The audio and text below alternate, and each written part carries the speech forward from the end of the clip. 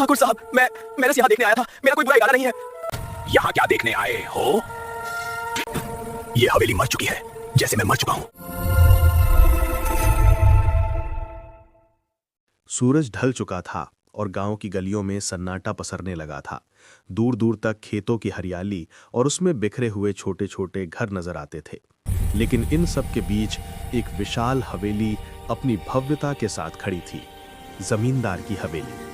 उसकी ऊंची दीवारें, नक्काशीदार दरवाजे और पुरानी ईंटों का रंग गांव वालों के लिए एक रहस्य की तरह था। कोई उस हवेली के पास जाने की हिम्मत नहीं करता था।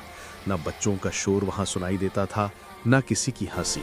बस एक ठंडी हवा थी जो उसकी खामोशी को और गहरी करती थी। गांव में जमींदार ठाकुर रघुवीर सिंह का नाम बड़े सम्मान और डर के साथ लिया जाता था।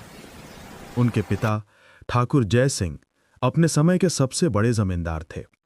उनकी हवेली में कभी नौकर चाकरों की भीड़ रहती थी, मेहमानों का आना जाना लगा रहता था और हर त्योहार पर गांव वालों को मिठाई बांटी जाती थी।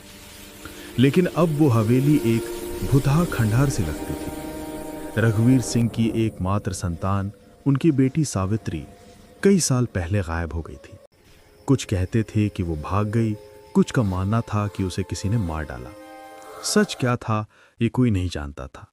बस उस दिन के बाद से ठाकुर साहब ने हवेली के दरवाजे गांव वालों के लिए बंद कर दिए थे। गांव का एक नौजवान रामू उस हवेली के रहस्य से हमेशा आकर्षित रहता था। वो गरीब किसान का बेटा था, जिसके पास ना खेत थे ना पैसा। उसकी माँ उसे हमेशा समझाती, रामू सुनो, ये जगह खतरनाक हो सकती है, हमेशा सावधान रहना। लेकिन रामू की जिज्ञासा उसकी माँ की चेतावनी से बड़ी थी। एक दिन जब गांव में मेला लगा और सब लोग वहां मस्ती में डूबे थे, रामू ने सोचा कि ये मौका अच्छा है।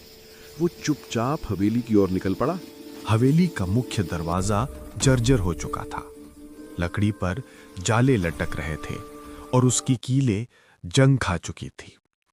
रामू ने हिम्मत जुटाई और दरवाजे को धक्का दिया। एक तेज चरमराहट के साथ वो खुल गया। अंदर का नजारा और भी डरावना था। धूल से भरी दीवारें, टूटी हुई मूर्तियां और पुराने फर्नीचर जो अब सिर्फ कबाड़ बन चुके थे। हवेली की छत से पानी टपक रहा था और हवा के साथ आने वाली साएं साएं की आवाज किसी के रोने जैसी लगती थी। रामू ने अपने कदम आगे बढ़ाए। उसे लगा कि शायद हवेली में कोई रहता हो। उसने ऊंची आवाज में पुकारा। उसकी आवाज गूंज बनकर लौटी, लेकिन जवाब नहीं आया। तभी उसकी नजर एक पुराने चित्र पर पड़ी।